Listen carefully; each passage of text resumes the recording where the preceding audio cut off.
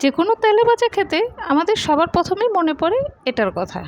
এটা ছাড়া ভাজা পোড়া বা তেলে ভাজা এটা কি সম্ভব? কখনোই না। তাই এটা তৈরি করতে আমরা চলে যাই। প্রথমেই নিয়ে নিয়েছি ধনেপাতা, তারপর নিয়েছি পুদিনা পাতা আর কাঁচামরিচ।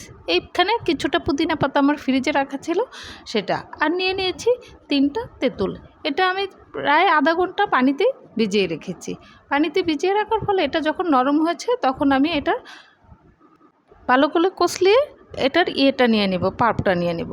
এখন আমি একটা ব্লেন্ডারে আমি কাঁচামরিচ দিয়ে দিলাম, যে যতটুকু জাল খাবেন সে অনুপাতে। তারপর দিয়ে দিলাম পুদিনা পাতাগুলো, আর পুদিনা পাতার পরেই আমি এখানে দিয়ে দিচ্ছি ধনে পাতা। আমি ধনে পাতাটা 2 থেকে 3 টুকরো করে নিয়েছি, গোড়াটা বেছে ভালো করে ধুয়ে 2-3 টুকরো করে নিয়েছি। দিয়ে দিলাম ধনে পাতা।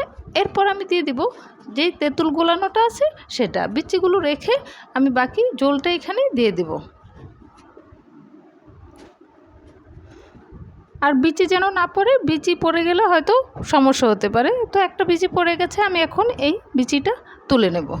আর এরপরে দিয়ে দিচ্ছি পরিমাণ মতো লবণ, আর আমি এর সাথে অ্যাড করব কাসুন্দি। কাসুন্দিটা আপনাদের যাদের ভালো লাগে দিতে পারেন, আর ভালো না লাগলে এটা স্কিপ করতে পারেন। তবে আমার কাছে কাসুন্দিটা একটু ভালো লাগে, তো আমি দিয়ে দিচ্ছি কাসুন্দিটা। একটু সামান্য দেব। এখন আমি এটা একটু ব্লেন্ডারে মিনিট খানেকের মতো ব্লেন্ড করে নেব, মানে এটা পেস্ট করব, একেবারেই পেস্ট। আর এটা যত মিহি পেস্ট হবে খেতে ভালো লাগবে, ততই ভালো লাগবে। তো এই যে আমার মিহি পেস্ট হয়ে গেছে, আমি একটু নেড়ে চেড়ে দেখাচ্ছি, হয়ে গেছে, চলে যাবে। এখন আমি এটা একটা বক্সে রেখে দেব ডিপ ফ্রিজে, কারণ এতগুলো তো আর প্রতিদিন সম্ভব না, আর নর্মালি রেখে দিলে এটা নষ্ট হয়ে যেতে পারে। তাই আমি এটা ফ্রিজে রেখে দিচ্ছি। আমার ভিডিওটা যদি ভালো লাগে অবশ্যই আমার চ্যানেলটা সাবস্ক্রাইব করে আমার পাশে থাকবেন, আর অবশ্যই একটা লাইক দিতে ভুলবেন না। সবাই ভালো থাকবেন, সুস্থ থাকবেন।